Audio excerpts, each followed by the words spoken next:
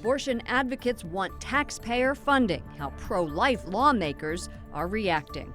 Violence subsides in Charlotte, but emotions remain raw, how the latest police shootings impact the African American community.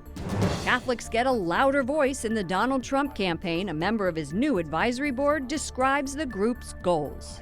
And celebrating the anniversary of the Pope's visit to America, Cardinal Donald Wuerl explores the impact 1 year later. On EWTN News Nightly for Friday, September 23rd, 2016.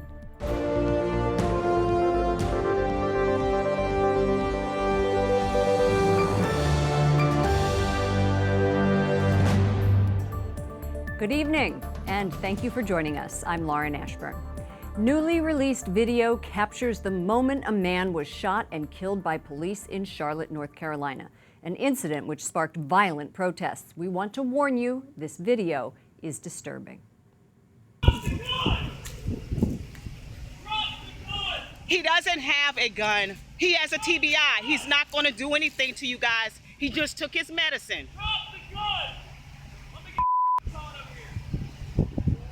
Keith, don't let them break the windows.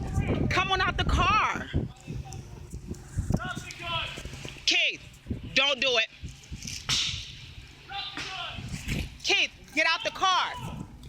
Keith, don't you do it. Don't you do it. Keith, don't you do it. Did you shoot him? Did you shoot him? Did you shoot him? He better not be dead.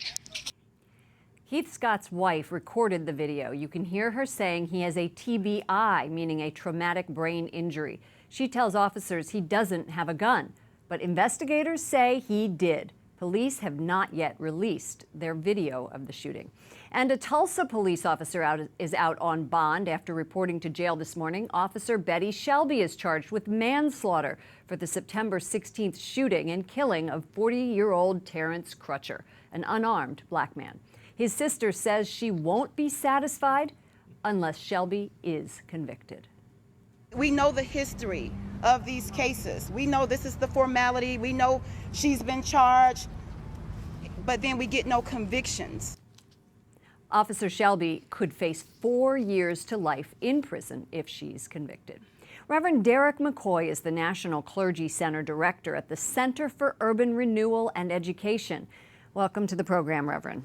Thank you for having me. You and I watched this video we just showed to our viewers. What was going through your mind as you were hearing her voice and watching the shaky, grainy video? Well, there's no way you can understand that this is a disturbing video. It's challenging, it's heart-wrenching. You're looking at another instance which you see violence and you see this tension between police officers and citizens continue to just be in the forefront of what's going on in our culture here. You speak to Charlotte pastors and have spoken to them about this. Yes. What are they saying and what are they doing?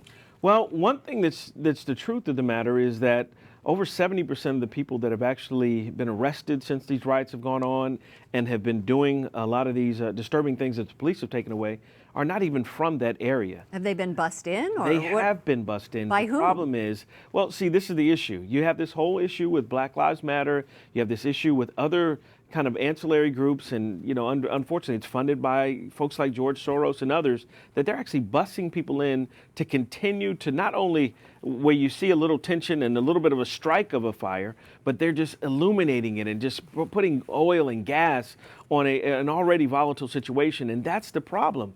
You can't, when you have to begin to look at what's going on in a community and solve it in that community, it's very difficult when you're bussing people in just to bring disturbance. Does this bring you back to the civil rights era at all? Boy, I tell you something. I think we're missing a big piece here in the civil rights era.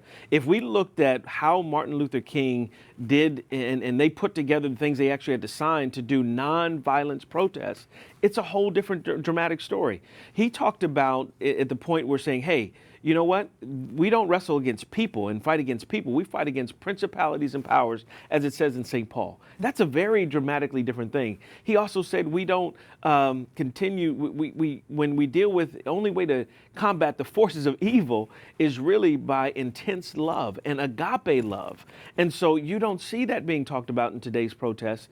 And he was just really looking at a whole nother level of how we're fighting this from a Christian perspective, when we're all concerned, but there has to be some values that we insert into this.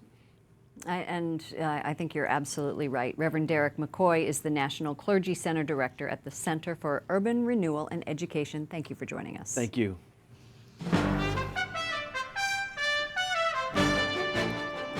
Abortion advocates clash with pro-life lawmakers on Capitol Hill today. This year, Congress could revoke a 40-year-old law that keeps federal funds from going toward elective abortions.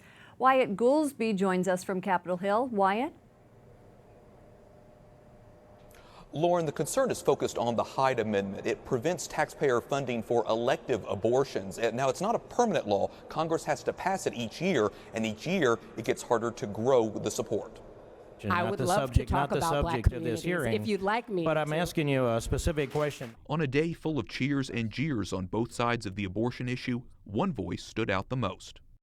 It seems in some ways we have lost our way in this beautiful nation, but it needn't be so. Gianna Jessen came to Washington to advocate for unborn babies.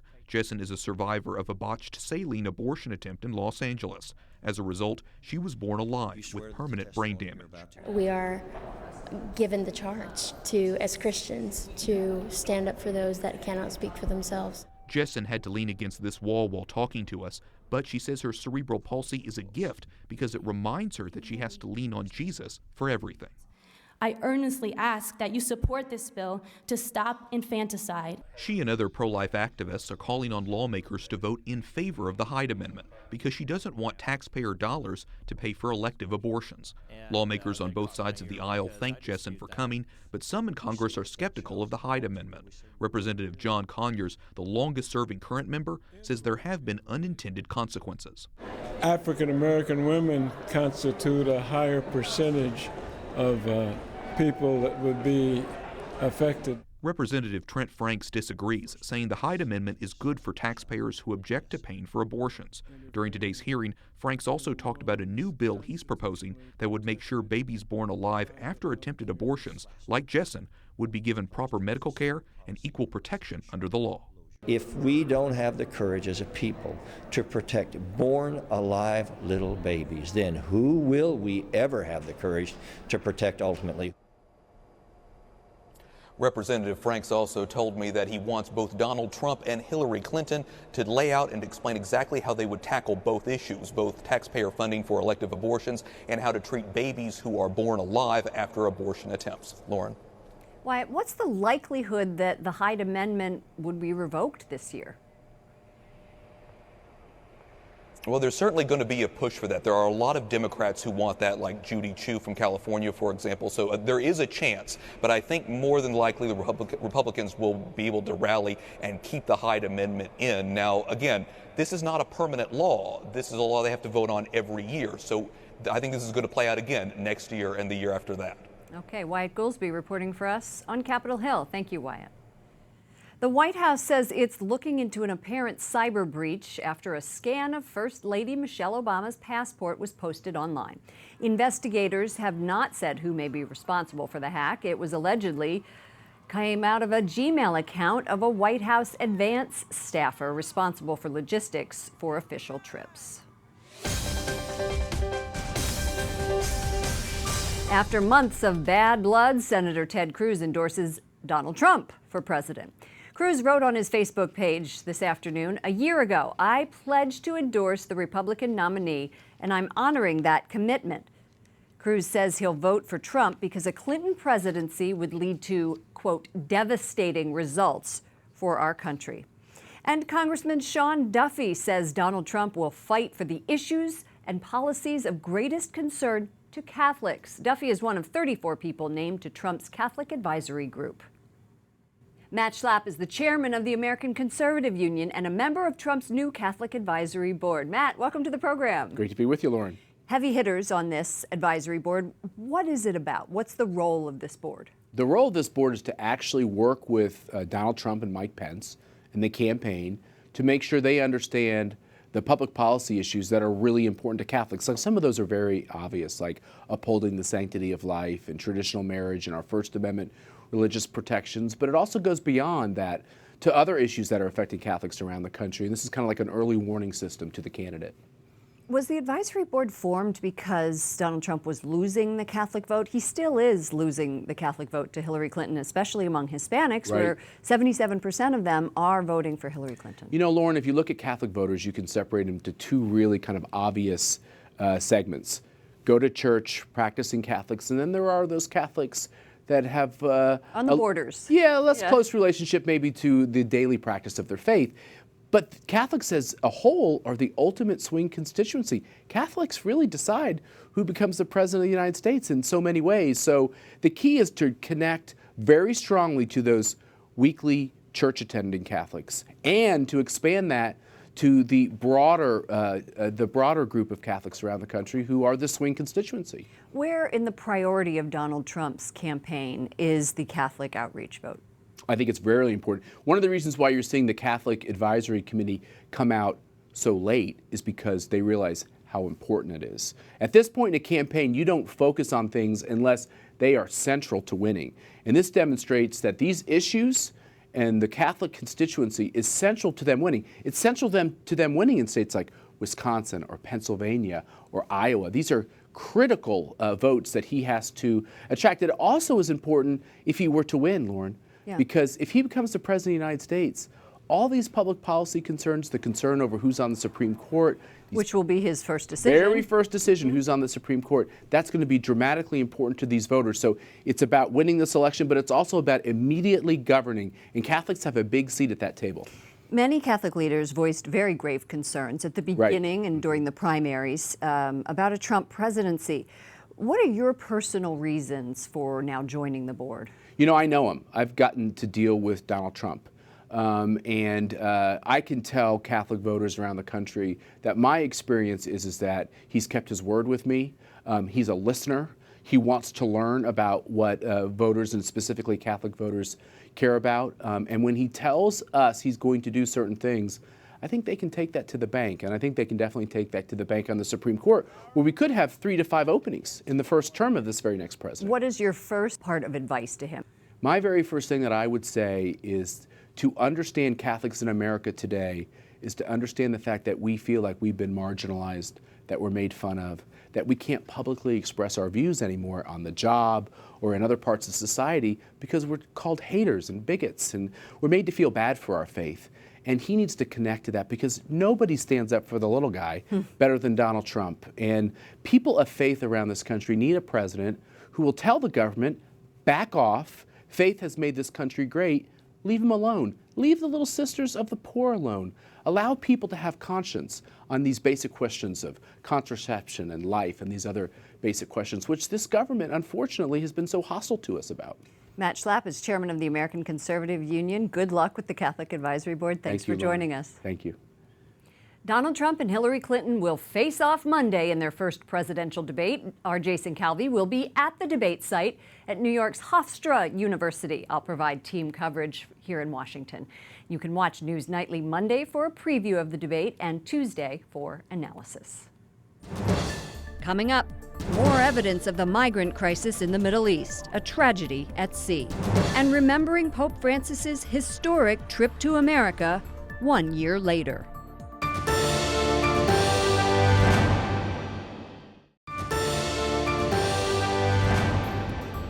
Thank you for joining us this evening. I'm Lauren Ashburn. Egypt mourns the loss of migrants who died at sea. Searchers have recovered at least 162 bodies from a capsized boat heading to Europe. The United Nations says 3,500 migrants have died this year trying to cross the Mediterranean Sea. It's a number rapidly approaching the record level of deaths set last year. Activists in Syria say more than 50 people are buried following a fresh round of airstrikes. The airstrikes negate this week's ceasefire agreement. The Vatican Secretary of State spoke at the UN yesterday, renewing calls for peace. From the beginning of the conflict in Syria, The Holy See has invited all parties to dialogue. The uproar of arms must cease, so that peace may stand a chance. Cardinal Pietro Parolin also condemns the scourge of terrorism, saying there are too many victims of barbaric acts. Pope Francis meets tomorrow with victims of the Nice truck attack. ISIS claimed responsibility for the July 14th assault that killed 86 people in France.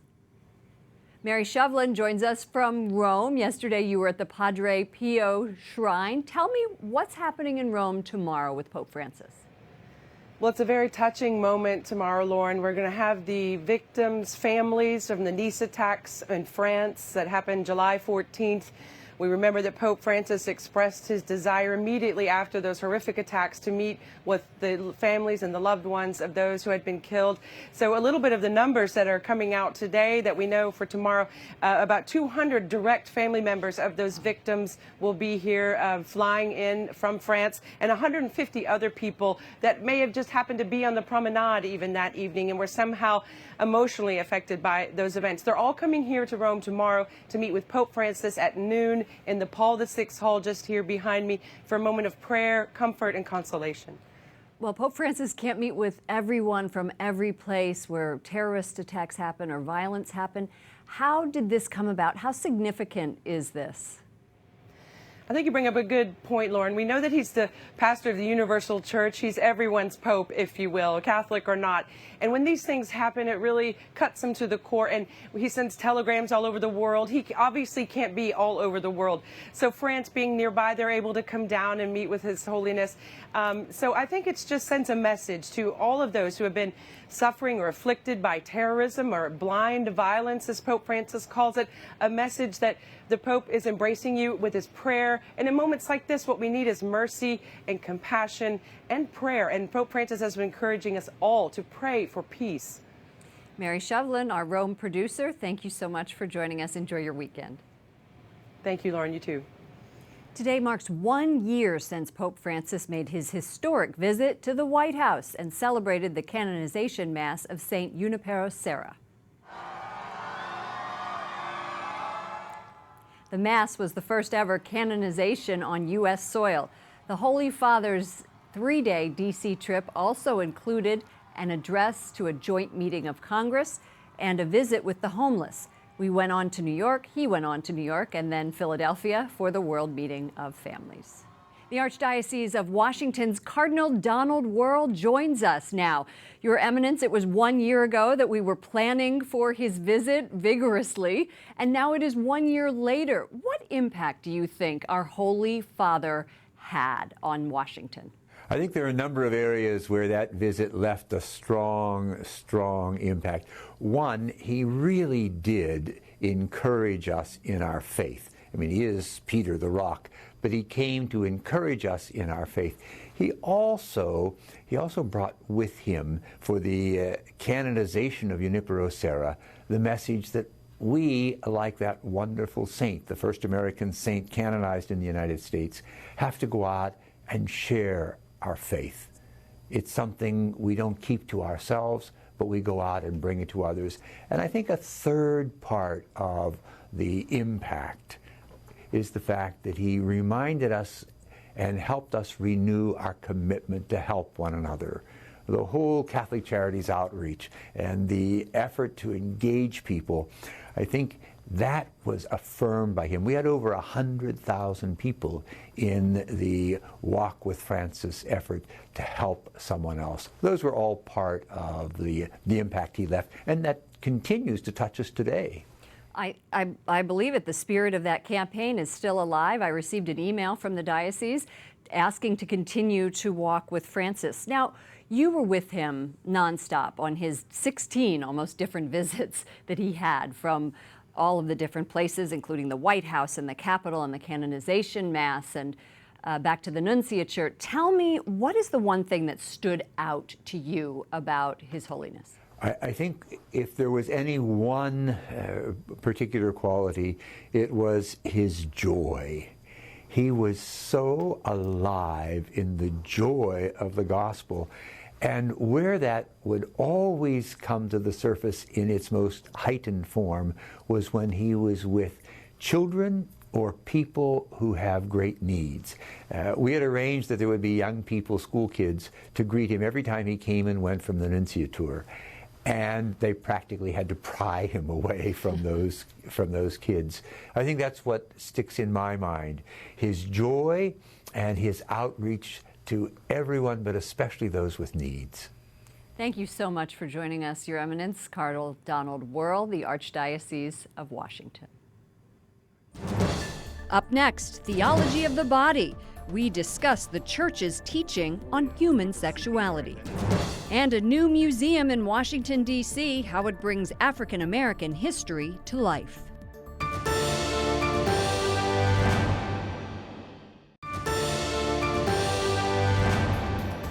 Thank you for joining us this evening. I'm Lauren Ashburn. The Vatican issues new rules to validate the miracles for sainthood. Medical experts use the rules to scrutinize healings to make sure they meet the Church's standard for a miracle. Presumed miracles must pass before the Board of Medical Experts 3 times. The Vatican's Congregation of the Causes for Saints says ultimately the Pope gets to decide. And a record number of Catholics gather in California for this year's Theology of the Body Congress. The 3-day event kicks off today. It's a chance for speakers to share St. John Paul II's teaching on the human body and sexuality. International instructor and speaker Bill Donahue joins us now from Ontario, California. That's where the Theology of the Body Congress is underway. Bill, thank you so much for joining us. Thank you, Lauren. What's a simple way to explain theology of the body? Sure. This beautiful teaching of St. John Paul II came out in 1979. And in my 16 years of studying it, I've discovered theology of the body is humanity 101. This is a re-education in what it means to be human, what it means to be man and woman made in God's image. And I think it's so appropriate we have this Congress today in an age of great questions and gender dysphoria and people seeking their identity. The theology of the body really is the antidote and the answer for all these aching hearts trying to figure out what it means to be a person. And so you're not just talking about gender identity, you're talking about pornography, you're talking about what else? Divorce ministry, teaching teens about sexuality, living married spirituality in the wake of Joy of Love by Pope Francis, really every topic under the sun. And we have a wide variety of speakers, almost 30 workshops. So it's going to be a wonderful weekend. Well, you were leading a session today, which I love the title of. It's called The Beautiful Mess of the Family. And I think a lot of us can relate to that. What does it mean? And what will you be saying? Yes, you know, when we talk about theology of the body, we can get lost in the beauty of the ideal, but I'm trying to bring it down to the practical and the real. I'm a husband and father of 4 small children under the age of 9. And let me say, it's cuckoo pants sometimes in the Donahue household. I can completely relate. I'm sorry to my children and my husband who are watching. Right. It's purgatory sometimes, but it leads to heaven. So I'll talk about just how this mess sometimes we feel our family life is, and as dysfunctional as it is, there's great beauty in the dance. There's beauty in the relationships of the husband and the wife and the children, and finding all the good that can be there.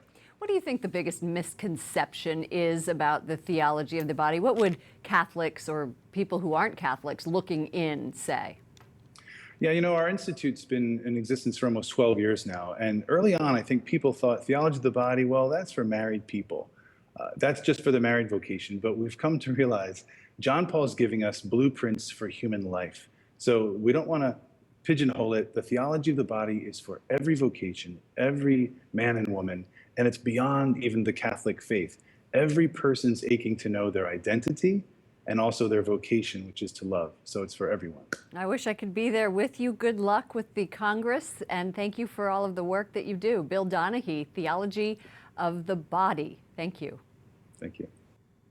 President Obama says the Smithsonian's new African American History Museum will be a point of pride for the nation. The President and First Lady are hosting a White House reception today to celebrate this weekend's grand opening.